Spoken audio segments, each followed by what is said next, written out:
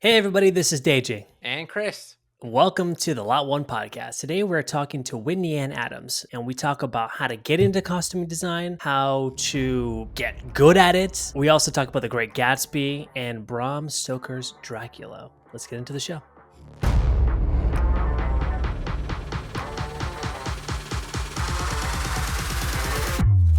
Hey everybody, welcome to the Lot1 Podcast. My name is Deji Bancole.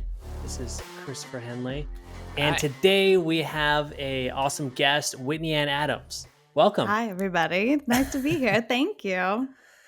Okay, for those people who don't know who you are, do you mind giving us like a little bio, a little backstory? Definitely. I am a costume designer, mostly for film, mostly for features. I've done 13 features at this point, a lot of them horror movies, which I love making. Nice. So I started off in Broadway in theater. I moved to New York and started working in a Broadway costume shop. And then I fell into film. My first film was The Great Gatsby as the costume design assistant. And I never stopped. I was like, film forever now. That's awesome. What piqued your interest in like becoming a costume designer in the first place? It's funny. So I started off in college pre-med and for 3 weeks, and then pretty similar. It's the same, study of the body. Yeah, thing. Exactly. Yeah. So my one fun class was Intro to Theater Design, and I had done theater my whole life growing up in elementary school, middle school, high school, only as an actor, and I had terrible stage fright. And so I loved being in that world, but I didn't know how to square my stage fright and my dislike of being on stage. And we just didn't really have behind the scenes crew in high school, so I just didn't think of that as a career. And then I got to Intro to Theater Design. And within 3 weeks, I had switched my major to theater. Kind of a shock for my folks, but I made like a 40-slide PowerPoint presentation for them, explaining why this is what I want to do with my life, and they were sort of shrug and like, okay, you convinced us. Wow, there you go. That's awesome. And so you then, made a pitch deck for your your career switch. Families. Exactly. So what do you specialize in any sort of particular type of style of design, or? As of now, I do a lot of contemporary, though I do have a period movie coming out at the end of August, which I'm really excited about. Can you say the name of it or not yet? Yes, it's called The Supremes at Earl's All You Can Eat. It's coming out on Hulu August 23rd, and it takes place in 1950, 1968, 1977, and 1999. Wow. So it's 4 separate decades, which was super fun. That's really a huge love of mine, is getting to do the research and getting to work with all those vintage clothes and build things. So I love that, and I want to do more of that, but I have done a lot. What I love about my career is that I've done sort of the whole gamut of different things. I do a lot of contemporary horror. I've done, sci-fi. I've done this period drama. So I love hopping into different worlds and getting to create all of them. That's what I love about my job. I feel like I wish I had multiple lives, so then I would be able to be a race car driver, be like all these different things. But I think that like film really get to like live those lives in a way by like Absolutely. really diving into that story, into those characters, and what those experiences could be like. And that's kind of, do you feel similarly about that with what you do? Exactly. I love diving into a different world and getting to understand and research and learn. Like, I love being a historian. I'm also a psychologist. I'm working with getting into the headspace of these characters. That's why I love being a costume designer and not, say, a fashion stylist, because that's a completely different thing. I love about, thinking about the character. Do they hang up their clothes? Do they leave them on the ground? How long have they had their clothes? Thinking about the story of every single piece that they own. Have they had this for a long time? Does this have sentimental value to them? Making this laundry list of different things about each piece of clothing. I love making those histories, and you may not know all of that on screen. The audience may not see that, but they can feel it. So I love diving into different cultures, different people. I've done a contemporary Indian movie. I've done, an Amish movie. I've done, all sorts of different cultures and places and times. And it's really cool. And I love getting to dive into a different one each time. That's like the coolest thing about it, though, is like you just like unlocked a memory for me. There's so many movies, or at least not so many. There's a couple of movies I don't remember off the top of my head where it's like I look at their costumes like they're too pristine. They look like they pulled Mm. them off the shelf, threw Mhm. them on the actor, and that's just not how we live. Like when I think about like past work uniforms and how That's I not how just you wore. live, but me, my shit pristine. Stop. No, but like did you have your things you always wear? You have your hat, your Yeah, yeah, favorite hats, you yeah, have, yeah, totally. your favorite joggers on set and stuff like that. Hmm. And It's true. those are worn by you, and there's certain wear and tears on those that belong directly to you who make you who you are. So I Hmm. think about like my past uniforms and past jobs, and it's like I just wore that every day because I didn't want to get other clothes destroyed. So it's like it's very unique to me. So And it has Yeah. that wear and tear on it. That's why agers and dyers are so important in our line of work because they break down the clothes, they wash things, they make sure that everything looks real and lived in. That's a Mm. huge part of the process too, that there's a person whose job it is to destroy clothing Yeah. and to wear it down. And they're so important. And it's one of the positions we actually have to fight the most to have, especially in a Mm. contemporary show where it's Interesting. not quote unquote something that needs dirt or distressing or stunts but you still need that person because you still have to age things down for each character so it doesn't look like you just bought it at the store because odds are you have. So you need Yeah. to do that Right. extra step for every single movie, every single show. I want to dive into that a little bit because I want to apply it to my own films because we, working independent, we don't have biggest budgets or whatever. But I Right. always feel like sometimes we get these costumes and there's a lot of really great costumes and stuff. And I'm always just like trying to push to like, how can we wear it down? What are some of those like easy techniques? Because I've seen it go two ways, right? Comes to set on filming day and it's pristine and we're like, go outside really quick and just drag it on the ground or whatever. And it's like, I guess it kind of helps, but it doesn't really do it. Yeah. Or They'll like have like a the white t-shirt, completely Mhm. pure white yeah, with like one dirty like spot on it, dirty splotch on it or Yeah. whatever. Or And you right. like like thrift shopping or whatever. Like what do you, for maybe some of the people who don't work on bigger productions, what are some tips to like help that process? There's plenty of stuff. I mean, I've been my own ager dyer on a lot of my smaller projects because you just don't have the labor budget, but you Mhm. still have to get it done. So, and you don't. So, big thing, you don't want optic white on screen ever. So, if something is white, you gotta tea dye it. So you boil it Mm. in a pot over the Oh, yep. stove in black tea. Interesting.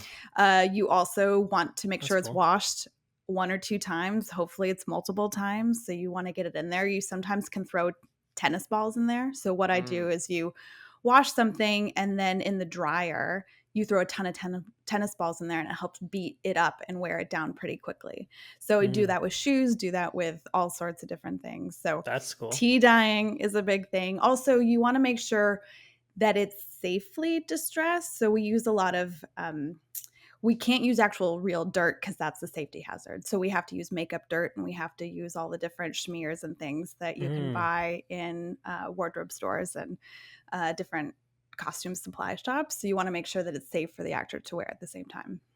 So don't drag it on the ground outside. Ideally, you do it in a safer way so you're not getting dirt and who knows what on it. Some random bacteria. Yes, And that's exactly. and you start Yeah. the second COVID. Okay. I've heard of the tea dyeing because so I started in theater also, and I did lighting, and that's where Mhm. lighting and Yeah. acting. So I trained as an actor for like 10 years for stage. But Kindred souls right here. You got two Yeah. there it former is. actors in theater. I gave up that dream a long time ago. Anyways, um, so like it naturally would like float into like when I was, especially when I was a lot younger, like cosplaying and stuff. So like I've Mm. made costumes of my own, and distressing was always a big thing. And every time I've tried to tea dye something, it's always been a failure. I Do you don't go know too why. dark? I Is don't that know. It's just like it either doesn't hold, or it's just too light, or like it's It's a very delicate balance because it really can go too dark really quickly but Mm. it also can be too light. And so I like doing it in stages. Be Mm, like, "Okay, that's closer. Let's do a little bit more." And you just do it incrementally because you can't take it away.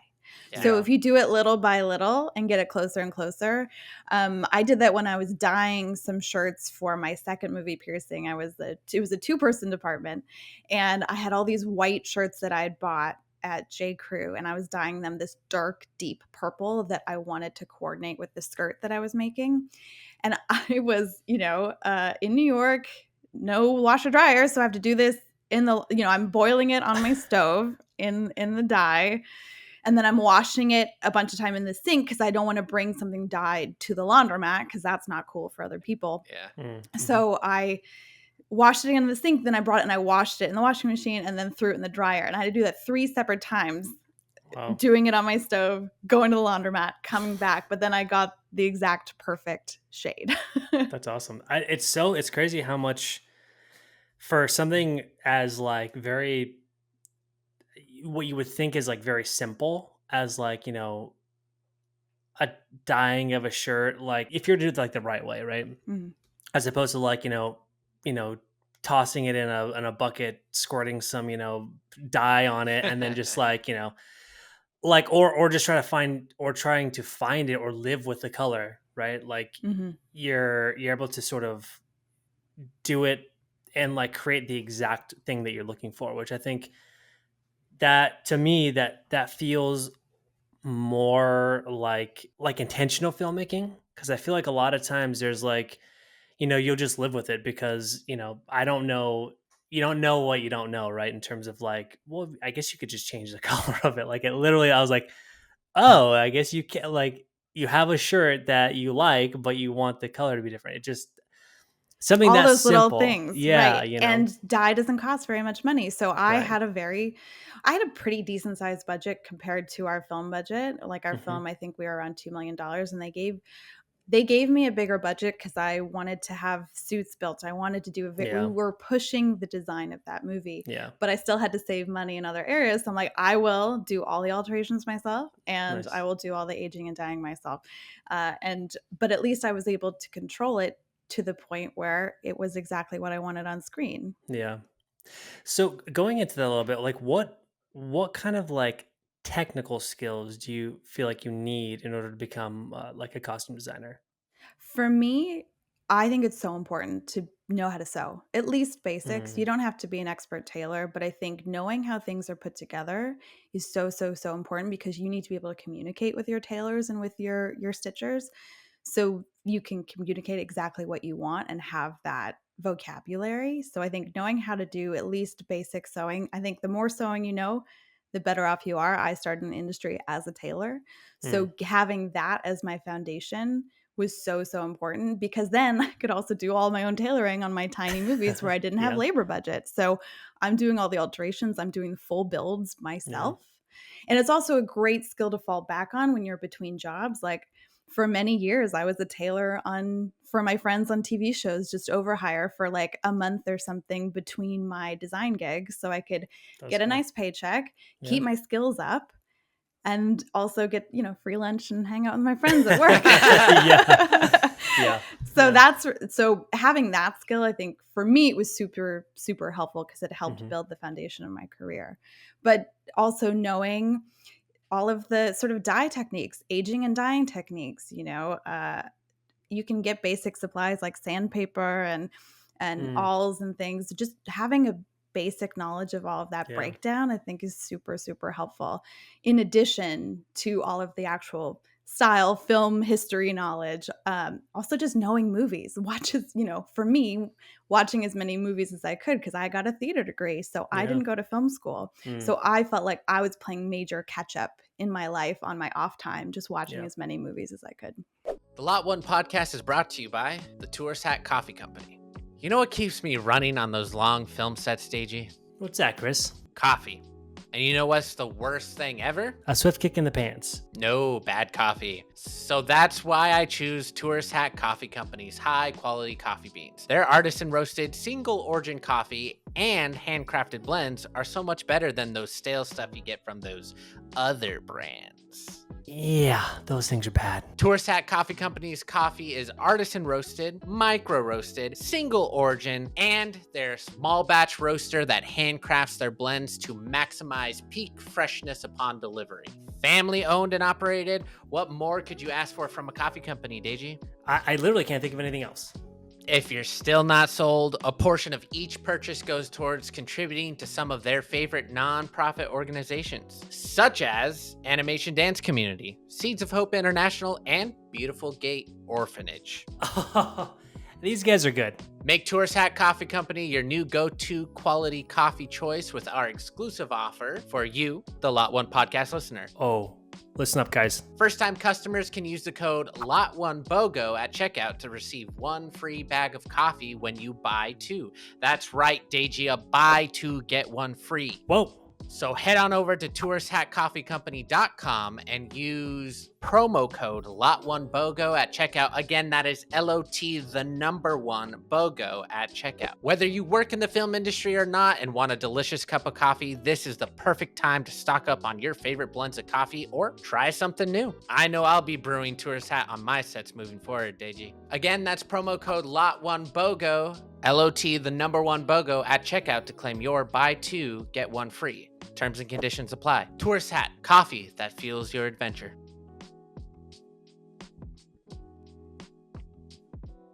In that same regard, like, what for you is your favorite movie from a costume perspective?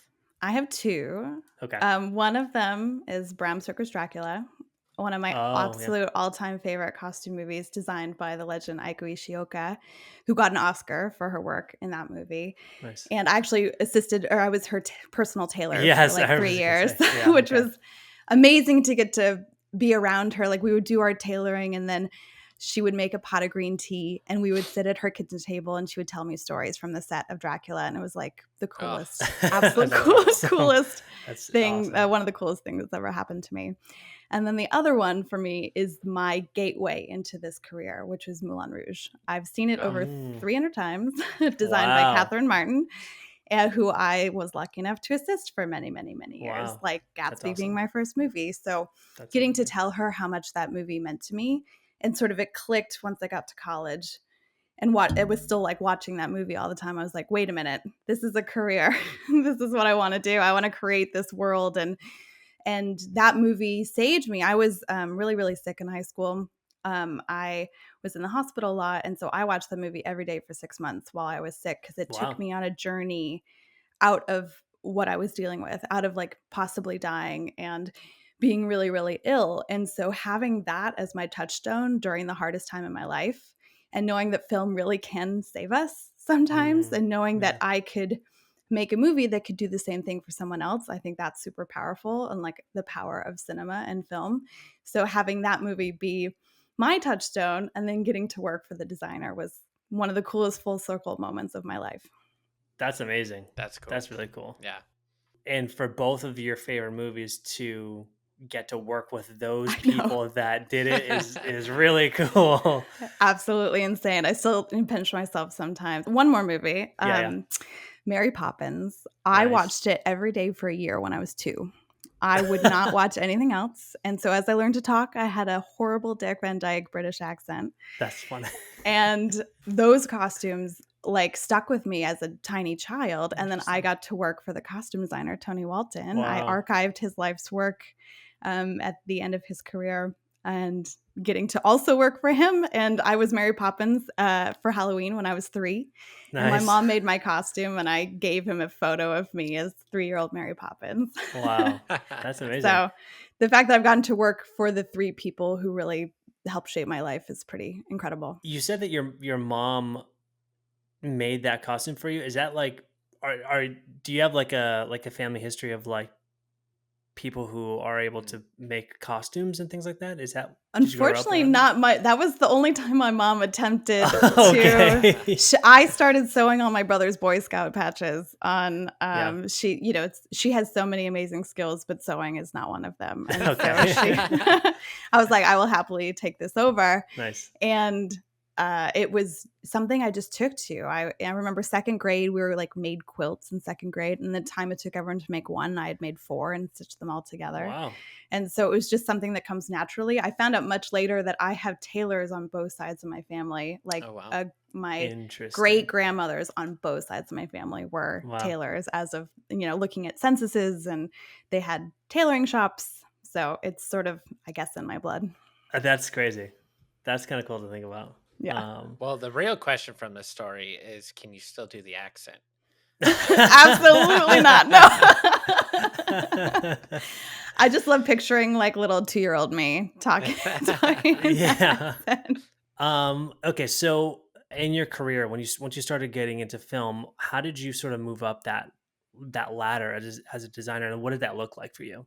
As I so I My first movie was Gatsby with Catherine. So when I moved to New York, I started working at this costume shop for Broadway. So I made costumes for Broadway for 3 years.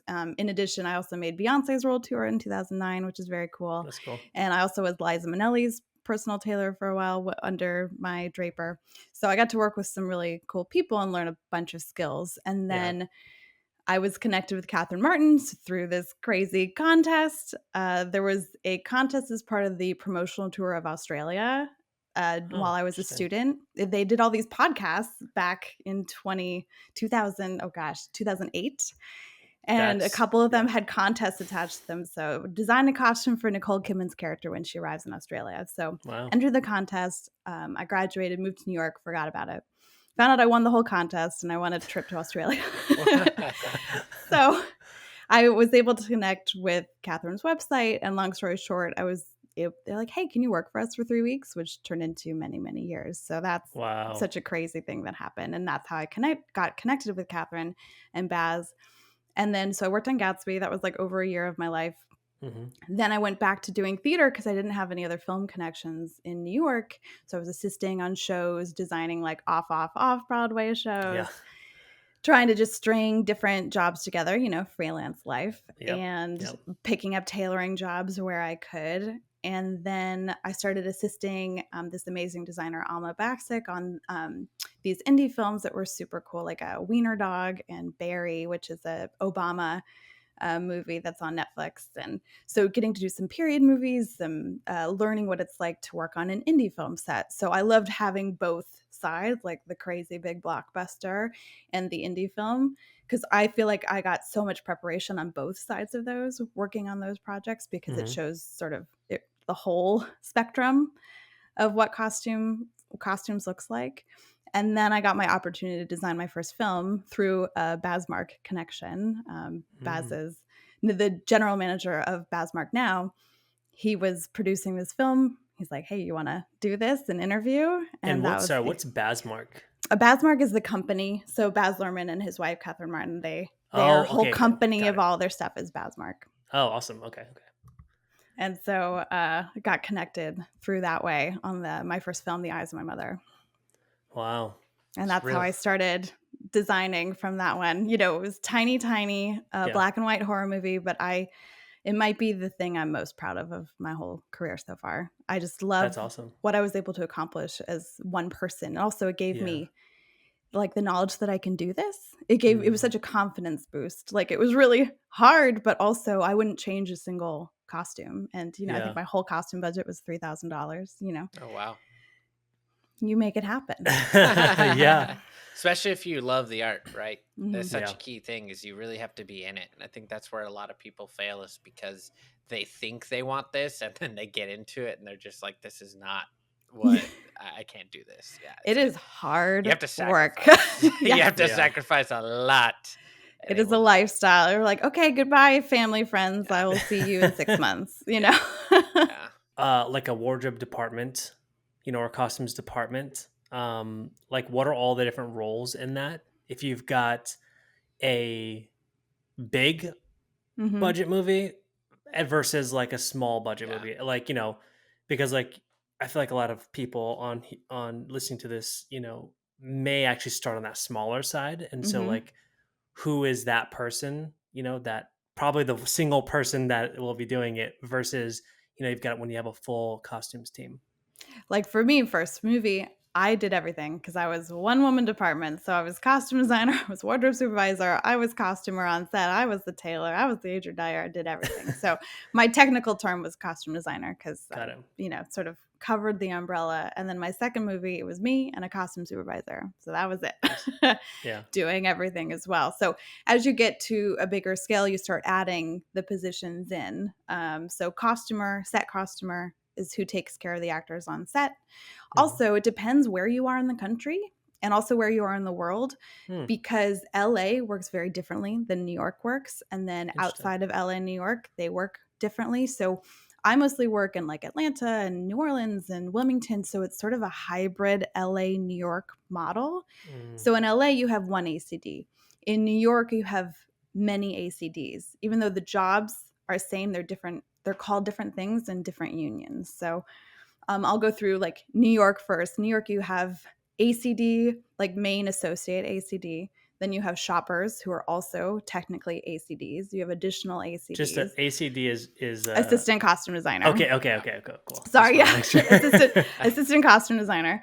So all of those positions besides the main ACD in New York are called costumers in LA and come from a different union. So it's Okay. very complicated depending on where Yeah. you are. So basic thing is the thing that stays the same is that you have a wardrobe supervisor who is like the term confuses people because they're like, is that your boss? No, it is.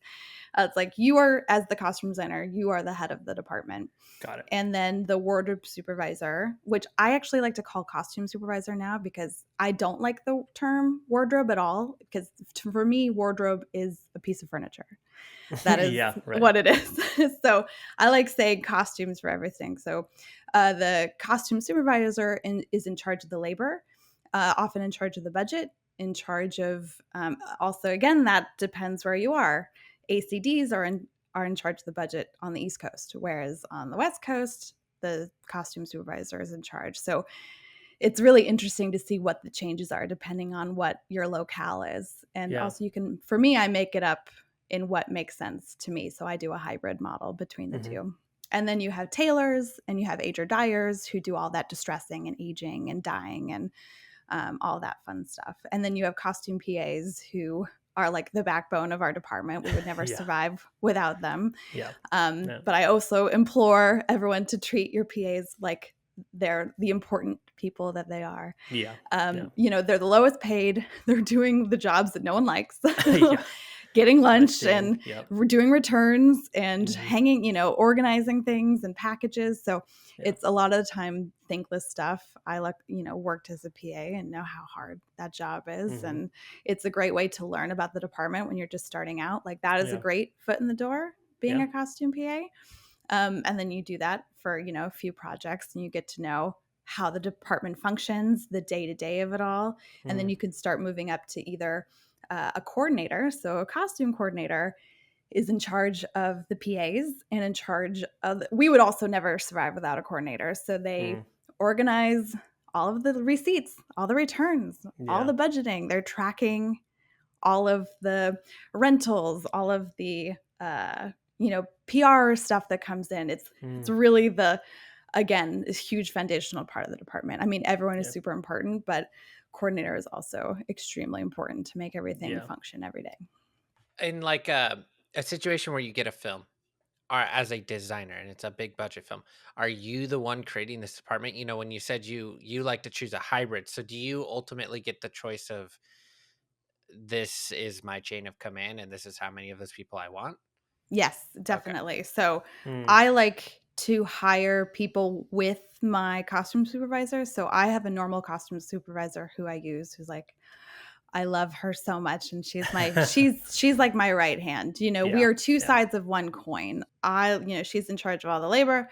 I'm in charge of all the design stuff, and we, work a lot of the time independently, but because we have full trust on both sides. So she is based in Atlanta. She was in LA for a long time, so she also does the hybrid model. So we have found what works for us, and then we hire people together.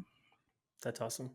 Like, how long did it take for you to become a costume designer? 7 years from when I started as a tailor in this costume. When I moved to New York, graduated from college, moved to New York, and became a tailor in this costume shop.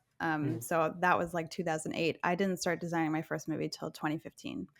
And so I had those 7 years of getting so much experience working as this tailor for 3 years, getting to also during that time assist on these off Broadway shows and pick up different design gigs here, there, and everywhere. Like I worked on so many off Broadway shows while I was also tailoring on Broadway. So I got to see both sides of that theatrical model. And then I started, doing, I guess I didn't do film until Gatsby. And then I didn't do film again for a bunch of years because I got back to, Baz and CM had only done one project in New York, and that was Gatsby. And then they were in post on that for over a year. So they didn't have any work for me, and I didn't know anyone else in film. So I went back to the theater world. But because I'd been out of the theater world for a year and a half, that period was a tough transition because I didn't know where I fit, where I belonged. And then I made a choice New Year's Eve, or heading into New Year's Day 2015. I was like, okay, this year I'm only going to take film and TV work because I felt like I had to make a choice if I was going to get somewhere. And then it turned out to be such an incredible year, designed my first movie and started that train. But I sort of reached the point where I had to choose which one to do. Hey, filmmakers, Christopher here. Ever wonder what goes down when the mics are off? Dive into the Lot1 Podcast after show exclusively on our Patreon. Your VIP pass to untold stories, exclusive industry insights, and more. Get early access to our episodes, exclusive behind-the-scenes content, and the chance to connect with fellow filmmakers. It's not just a podcast, it's a film fiesta waiting to happen. Ready to join the party? Subscribe at patreon.com/the Lot1 Podcast. Thanks for being a part of the journey. Let's say you just got a job, right? Can you walk us through the process? Like, what do you do as soon as you get a job? So the first thing, often too, when I'm getting a job, I've already read the script several times. I read it once just as it stands, and then I take notes the second time. And then sometimes I have to do design boards to get the job. Sometimes I don't. So say I don't have to do design boards. I then go back to the script. I write down, pull every character out, every description that is in the script. And so I have everything in like a spreadsheet, and then I start diving into the research side. So while this is all happening, while I'm starting my research, I'm also starting to build my team. And both these things are often happening before I'm even on payroll. So what I'm trying to do these days is get paid like a soft prep week or an extra prep to cover this time that I'm not getting paid, because we should get paid for every amount of time that we work. Right. And so often as costume designers and so many people in the industry start work and are not paid for that beginning prep time. Like building a team and getting design boards together. So something that we're trying to change so we can add that extra time in so we get paid for this time. So I'm also concurrently trying to find my team and started to get them like lined up and get their deals going while I'm starting the research process. And then that's like pre-prep. And then I finally get to the location and then start real prep and start, get on payroll. And then it's still more research, meeting all the department heads, getting conversations going with the DP, production designer, props, hair and makeup, and as everyone gets added to the team. So we're all in one communication, because I like to be almost an over communicator, because then everyone's on the same page. Then, our department knows exactly what I'm doing. And they're like, wait a minute, this wall is going to be this color. Don't put this person in this color. And talking to the DP of what lenses are we using? What is the lighting setup going to be in all these different locations? Because it really affects the clothes and really affects, but I also want to get those conversations going before I talk to the actors, before I get the actors in, because I don't want us to go down a path that's not going to be the right thing for the production as a whole. So I'm sort of helping steer the ship in a very internal kind of way. I feel like I'm one of the eyes of the hurricane, because I'm dealing with both the in front of camera with the actors and then also dealing with all the department heads behind the scenes, because you want to make sure that you're all on the same page and working towards the same thing together. So there's a lot of plates spinning all at once. So who do you feel like you interact with the most? Probably the director. I work with a lot of writer directors, so I haven't worked too much with a separate writer with a director. So that's something that I've done a few times, but I'm mostly working with writer directors, which is great because they are the ones who wrote it and they're directing it, so they Yeah. have a very firm idea of these characters. Mm. So we interact the most because I want to make sure that everything we're doing is heading towards their creative vision, because they're the ones creating this whole thing, and I want to make sure that they're happy with what we're doing. And then also, I'm that middle ground sometimes. If an actor feels something really specific about a character that's sort of at odds with what a director feels the direction of the character should be, I need to find a way to get us on one path together. Yeah. And dealing with, the intricacies of people's feelings, thoughts, who they are. Like, there's a lot of mental load. There's a lot of massaging ego. There's a lot of, getting things together. And you want to make sure that your voice doesn't get lost in that as Right. well as the designer. But what I do is everything I present is stuff that I'm happy with. I'm not going to bring something to the table unless it was specifically asked for Yeah. that I don't like. So whatever the director chooses, I'm on board with. Yeah, I feel like there's a lot of therapy that needs to be happening on sets, especially with like egos and things like that. I'm actually curious how you sort of navigate all these different competing, egos and thoughts while still maintaining your vision and like your. It's probably like the most invisible juggling act that happen. Like, not many people see any of this work. It's Mhm. all work that happens behind the scenes, and because you want to keep people's privacy, you want to keep people protected. Like, I love my actors so much. I want to make sure that they feel safe and comfortable in everything that they're doing in so many ways. So, but you also want to achieve what everyone's visual goal is too. So you're really juggling so much at once. So I feel like the design part of being a costume designer is like 15% of the job. Mm, Everything else is logistics and yeah. personal, like, relationships. That's such a huge part of the job that I think people don't think about. Like, when they see something on screen, like, oh, why does this, hem look like that? And it's literally the smallest part of the job is what the final Yeah. costume is. So much of it Yeah. is this logistics. Also, in this job, you have to have a really thick skin, unfortunately, because you're going to have people saying stuff to you that you're like, wow, that's interesting. And you just have to be like, well, they're coming from an insecure place, or they're Sure. having a tough time, and I want to make sure that they still feel, no matter what they say to me, that they feel safe and protected as much as possible. Like, there's always Yeah. a line, like there is a line though of bad behavior that needs to be reported, but at the end of the day, you just have to, like, oh, okay, well, I learned something about them today, and I can pass on. Like, I had an actor once who yelled at me for 20 minutes because I was wasting their time when I brought them in to fit 2 shirts on them. But what Mhm. I thought was going to be a quick 10-minute fitting turned into a 25-minute yell session at me. But Mm, what I learned is this okay. person didn't want their time wasted. Mhm. And whether that's right or wrong, that's where they're coming from. And I was able to pass that along to the director. So we were able to manage their time more on set and made them Mm, happier so they could give the performance that we all wanted.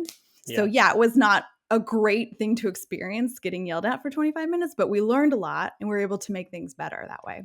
It's so Yeah. interesting you bring that up though, because it's so like you said, in the shadows of like the design team of how close they are to each other, like the head leadership speaking from department to department is so important in those Mhm. relationships to make sure that that type of stuff is being communicated, because like you said, like, oh, they felt like they were wasting their time, but like from your perspective, you weren't wasting their time, you were doing your job and getting Mhm. what you needed to get done, right? Which you, and Exactly. I always like, because I've run into a few times on sets where I've had to handle, actors who are getting angry about things, and it's just like it's just making them aware of like, well, would you rather this thing not fit you, would you rather this thing look bad on you? Like, we're trying to make you look good, so why is this an issue? So like, but I just, you bringing up, you telling the director, and then the director being able to tell probably the rest of the AD team and the producing Yep. team to be able to like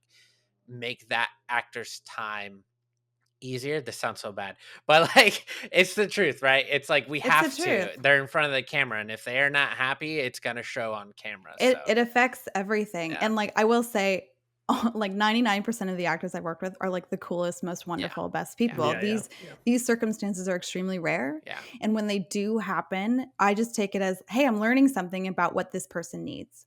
And you just you pull that negative into a positive, and don't take it personally, because it's not personal. It's really not. This person yelling at me for 25 minutes was not anything about me. It was all about them. And again, turning it into a useful experience for the AD team, for the director, and then just moving on with my life. You know the importance of this is work and we're all here to do the same thing. And I feel like, and you being able to disconnect that from your personal, unless they made it personal and professional, because I feel like that's where a lot of people that I run into, even outside of film, have issues where it's like, okay, but like, if your goal is all the same and nothing was personal about it, and there was an argument, like, just disconnect yourself when you're outside of that professional setting. Just don't like make it into a bigger deal, because like everyone's passionate in their own ways, so how it comes out may not be the way that you want it to. But like, don't take it personal. Like, I leave work, I'm done, I'm like, whatever, I forget Yeah. about what happened the next day. As long as they didn't come after me on a personal level, we're chilling. Like, water under the bridge, who cares, let's move on, you know. Because there is so much passion in what we do. Yeah. We all are striving for the best possible project. And so if we like remember that we're all doing this out of love and passion most of the time, not all the time, but Yeah. then I think we can find more of our empathy and find more of our care and respect. Yeah. Like, my number one rule in my department is always respect each other and always be kind to each other, because we are one team rowing together in the same direction. So like, I won't stand for any bad behavior in my department. It's all about communication, kindness, respect. I would much rather have a more novice person in my department who is willing to learn and eager to learn, than someone who's maybe the best in their craft but a total meanie. I don't want them around. Yeah. I'd much rather have the person who is willing to learn and get better, and they will get better and better. Yeah. It helps to foster like a good time, and like, if you're happy, that's gonna emulate to the rest of the people that you're interacting with. And so yeah, I totally agree with that. Like, we're spending 14 hours a day together. Yeah. Yeah. Let's have a good time. sometimes, For months. Yeah. So how does sort of the costume department work together with like hair and makeup? Now that we have all this great technology, so I'm on a text thread with the hair and makeup department heads. And so say I often have to fit people the day of. So I do a fitting with like day players or people who are flying in, and they don't want to pay for me to fit someone on a Sunday. So I'm fitting them Monday morning at 5 a.m. Yeah. I then text, 5 then I a.m.? get, Wow. Yep. Done a lot of fittings at 4 or 5 a.m. And then I get the costume approved by the director. And then once it's approved, then I immediately send it to the hair and makeup heads and be like, hey, this is what the person looks like in their costume. But even before this, I send them all my research. I send them all my fitting photos. Actually, when I'm in production, every Friday or Monday, depending on the production, I have boards of every single character has their own board of what they're wearing in every scene in the movie. And it's either a fitting photo, or it's information about what the outfit will be, or it's an established set photo. And then I write like established on it, so everyone knows what everyone's wearing in every scene in the entire movie. And then I also have a separate packet that has every scene and all the people in each scene wearing what they're wearing. So in an immediate glance, you can see what everyone is wearing. And so it really, we often invite people to, hey, check out the Dropbox to like, props, hair and makeup, but who has time to actually go into someone else's Dropbox and try to find what they're looking for? So if I just send it an email in a PDF, people can look at it. And like, I've actually solved a lot of problems that way. Like, the production will be like, hey, I see that you have this black dress. We're doing a black curtain for this. So I think they're going to disappear. So then it's easier often for me to change the outfit for, we confer and be like, what's harder to change? And then we figure out what the change will be. But it's really a time saver. And yeah, it takes a little bit of time for me to put that together and to update it every week, but it's worth it, because then we make, I'm able to not be the problem. Like on set, I'm like, everyone knows what the outfit's going to be. Yeah. But I love working with hair and makeup and creating the look because they're such talented artists. And we're creating these characters together with the actor. And so Yeah. it's so fun to see them. Like, I am terrible with my own hair and makeup, but I'm like, I can't do what they do at all. And so I love just seeing the creativity that they bring to their work. And often we're overlapping, like I'm giving hair scarves, or we're talking about how the jewelry color is going to interact with the clothing. So it's just such a fun collaboration. Hey Film Fam, Deji here. Curious what happens after we wrap up an episode? We've got you covered with the Lot1 Podcast After Show, only on Patreon. Dive into untold stories and behind the scenes tea. Subscribe at patreon.com/the Lot1 Podcast. Let's roll. I sort of get excited about like filmmaking as you're kind of talking about it, because I think it's just really cool, but I've never actually worked with a costume designer at all for anything. I've always just, done what Chris did, dragged a shirt on the rocks outside. So, hey, I didn't say I did that. I just said that's the experience I come across. All right. The tea is being spilled already. Earl Grey all over the We'll the save counter. that for later. I was wondering, what other sort of jobs outside of being a costume designer do you do that sort of falls within the same sort of vein? It's funny because during the strikes last year, I was like, what can I do with myself? I have such a specific set of skills. Right. I feel like Liam Neeson had Taken right now, but I have such a, I'm a good leader. I'm really good at design. I'm really good at logistics. But none of this like really fully translates into any other job out there. And I love tailoring, but I don't think I could ever go back to doing like that full time. And I was really considering like, what job do I do? And I came to the realization, like, this is it for me. Like, feast or famine, highs, lows, like, this is what I'm meant to do. And I'm, sticking with it through thick and thin, because honestly, I couldn't, we get one life, and, I almost lost mine in high school. And I really just want to live every day to the fullest and do what I love doing, as brutal. And, it's a lifestyle. It's really, really hard. It's really, really brutal.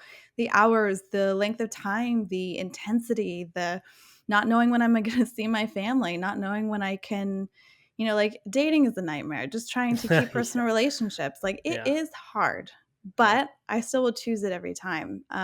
But during the strikes, I did start my own podcast because I wanted to do something creative, because I kept getting emails about like, how do I break into costume design? How do I do this? Like what?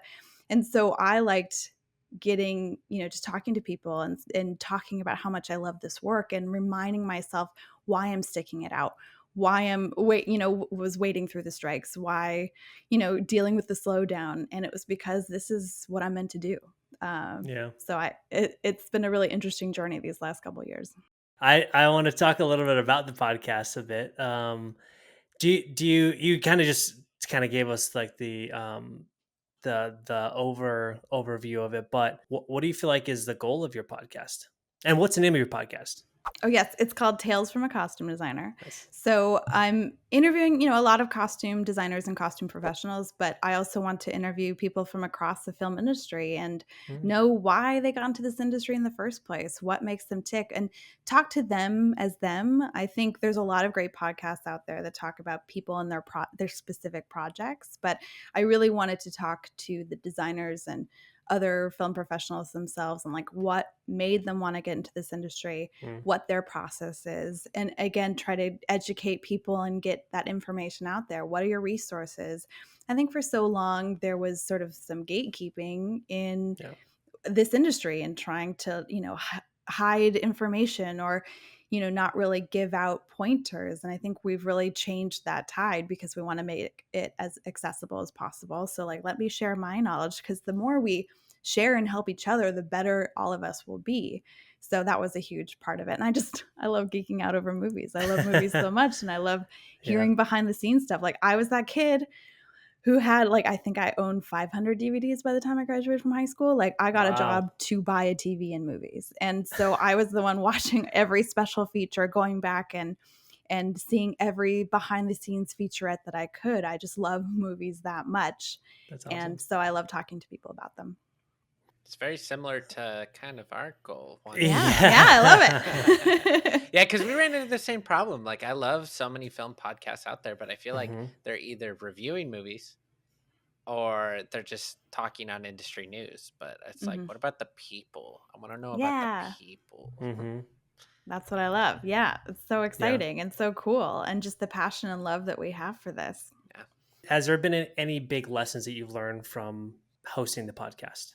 I think for me, I've already gotten a lot of tips and tricks, like Yeah. Okay. stuff that I never would have like thought, or, talking to my production designer friends and being, oh, I forgot about that resource, or, Mm, just I love learning new things about my friends. I've had a lot of friends on my show, and it's just fun to learn more about them and what they love. And yeah, getting like, oh, I haven't seen that movie. I got to add that to my list. And I think that's been one of the most fun things. And also like just hearing from so many people about how much they love hearing all the stories and getting the resources yeah. and the tips. Like it's been really like overwhelming amount of love, which has been like really keeping me going, because I haven't it's hard to get an episode out because again, I'm a one woman Yeah. one woman show on this one. So Yeah. Yeah. it's a I haven't fallen into a rhythm yet with release schedule because it depends on what I'm doing. Like I've been super busy work wise, thankfully, so I Hmm. haven't been able to get it out. But just hearing from people as they start listening and how much they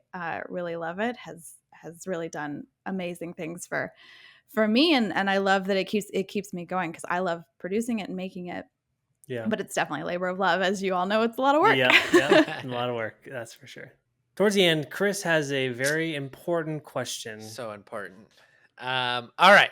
So, if you had one piece of advice to give a listener or ourselves, someone who wants to be a costume designer, what would that one piece of advice be? Oh gosh, it's really hard to distill it down to one thing, right? Can I say on this? You Don't be just said it. yes. There you Don't be an That's That's good. like always been one of my biggest things. Like respect comes before anything. Knowing how to treat each other with kindness and respect. Mm, Like that for me is the most basic foundation for this career, for this life, for anything. Like remember how you talk to people and treat people. mm, And especially in costume design, you are dealing with a lot of different people with a lot of different opinions and a lot of different types of personalities. And you have to really check your ego at the door a lot of the times, because you at the end of the day, you need your actor to be in front of the camera and comfortable and not thinking about their costume. They want it to feel like their character. And mm, so you have to sort of throw a lot of your design stuff out the window sometimes, because you just can't force anything to happen. But at the same time, even if someone is not being kind to you, you still have to treat them with kindness. mm. And because it often de-escalates the situation too. I mean, again, there are boundaries when it just goes too far. Yeah. And then you have to stand up and say no. But it's really at the end of the day, being kind. Nice. That's really good. How does one find a costume designer? And how does a person who wants to be found as a costume designer be found? It's a really good question. And I think it depends on like where you are. A lot of it is who you know. And like I think Hmm. asking trusted people, like, hey, have you ever worked with a costume designer? Who would you recommend? And for me, I've gotten a lot of jobs and also been able to recommend a lot of people through these personal connections. So like Hmm. I would start with people that you love and trust, because you're going to get a good recommendation. And then there's a lot more and more costume designers on social media these days. And so Mm, for if you watch a movie, oh, I love those costumes, look up the costume designers, see who yeah. they are. And this goes for people who want to assist costume designers and people who are looking to hire costume designers. Start getting to know who these people are, who've done some movies and projects that you really liked, especially from low budget to higher budget. Also finding who lives in the city I live in, who's Yeah. local to where I'm at. Just reaching out, being like, hey, I really love your work, let's grab a coffee. Or hey, like I have a project, let's talk about it. I think the more you can begin those interpersonal relationships. Also just see if you vibe. Half of hiring a costume designer, or willing, for me saying yes to a project, is how do I get along with the director? Yeah. How do I like them as in their working style. So just Mm. seeing if you mesh working style wise. There can be super talented, great directors out there that maybe I don't mesh with their style, and maybe we're not a good fit, and I can like love their work from afar. So it really depends on that a lot of the time too. But Okay. you know, for me, it's, and people trying to break into the industry and like say assist designers, find out who you like and where they live, and see if they're on social media, see if they have a website, reach out, say hi, you know, like you never know what can happen. I mean, I won that costume design contest and reached out to CM Catherine Martin independently. And long story short, you know, got Now a you have a job career. that lasted years. Yeah, now I have a career. And I sent a letter, a 1-page letter to her, and that, you know, started the boulder, down the little pebble down the hill that turned into this giant boulder of my career. So you just never know what email or letter is going to change your life. Yeah. Wow. That's great. There it is. All right. Brought it. She brought it. Okay. You can connect with Whitney on Instagram and TikTok at WAA Costume Design. Also, check out our other podcast, Tales from a Costume Designer, on Apple Podcasts, Spotify, or wherever you get your podcasts. You can also connect with the show on Instagram at Tales from a Costume Designer and TikTok at Tales from a CD. Well, thank you so much for coming on the show. Yes. And yeah, that's I know that everyone who's listening right now had a great time, just because I know I did. So thanks so much for having me. It was so fun to be here. Of course. Thanks, Whitney. All right, bye now. Bye. That's a wrap for today's Lot1 podcast episode. Thanks for tuning in. If you enjoyed this episode, subscribe on Apple Podcasts, Spotify, or wherever you listen to your podcast, and leave a review and share it with your best friend's cat. It helps other people find us somehow. A big shout out to our producer, Mina Vazarian, and our editor, Carlos Luna. They are the backbone of this show, and they deserve some proper props. If you're not a part of our exclusive Patreon community yet, head on over to patreon.com/the Lot1 Podcast. That is the Lot1 Podcast for early access, bonus content like the after show, and much, much more. Also, I want to give a quick shout out to our incredible Patreon supporters. Your backing keeps the Lot1 Podcast lights on. Make sure to connect with us on Instagram and TikTok at the Lot1 Podcast for behind the scenes content and updates. We're now accepting listener mail, so if you got any questions for us or our guest, drop us a line. Also, if you're interested in finding out more about Lot1 Productions and all we've got going on, check us out at lot1productions.com. Huge thanks to our sponsor, Tourist Hat Coffee Company. Remember to use the discount code LOT1BOGO for your exclusive buy two, get one free deal. Again, discount code is LOT1BOGO. That is LOT1BOGO at checkout for your exclusive deal. Until next time, keep those creative fires burning. Dream big, and remember, the filmmaking journey is a ride worth taking. So, see you next time.